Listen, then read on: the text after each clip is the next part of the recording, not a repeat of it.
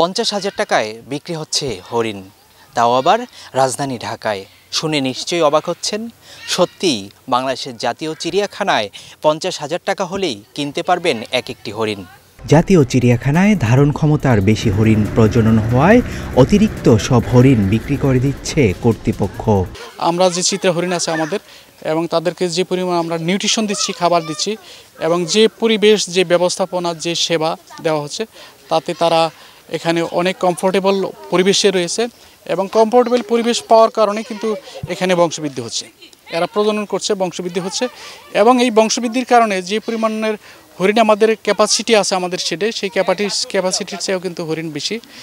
এইটাকে মাথায় রেখেই আমরা আসলে আমাদের চিড়িয়াখানা কর্তৃপক্ষ, অধিদপ্তর এবং মন্ত্রণালয় চিন্তা করে যে বাড়তি হরিণ কি করা যায়, সে প্রেক্ষাপটেই কিন্তু হরিণ বিক্রির একটাই করা হয়েছে।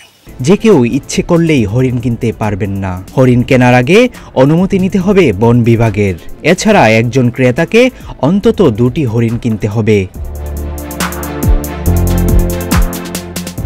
করোনাকালীন সময়ে মূলত চিড়িয়াখানায় বেড়ে যায় হরিণের প্রজনন। তখনই সিদ্ধান্ত নেওয়া হয় বাড়তি হরিণ বিক্রি করার। 2021 সালের জানুয়ারি থেকে হরিণ বিক্রি কার্যক্রম হাতে নেয় চিড়িয়াখানা কর্তৃপক্ষ। হরিণ বিক্রি শুরু হওয়ার পর অর্থ মন্ত্রণালয়ের প্রজ্ঞাপন অনুযায়ী এক জোড়া হরিণের দাম হাঁকা হয় 1,40,000 টাকা।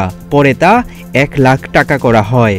হরিণের একটা নির্দিষ্ট দাম ধরে অর্থ মন্ত্রণালয়ে একটা অনুমোদন আনা হয়েছে যে প্রতিটা হরিণ 50,000 টাকায় বিক্রি করা যাবে, এবং সেই হিসাবেই আমাদের চিড়িয়াখানা কর্তৃপক্ষ হরিণ বিক্রি করছে, এবং একটি হরিণ 50,000 টাকায় বিক্রি করছে।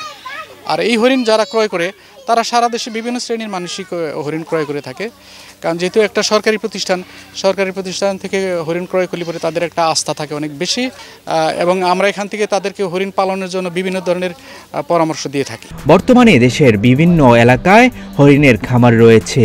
এছাড়া কেউ কেউ ব্যক্তি উদ্যোগে হরিণ কিনে লালন পালন করছেন। কিছুটা কম দামে চিড়িয়াখানায় হরিণ বিক্রি হওয়ায় অনেকেই কিনতে আবেদন করছেন। তবে হরিণ কিনে নিয়ে জবাই করে খেতে পারবেন না কেউ। লালন পালন করে বংশবৃদ্ধি করতে হবে।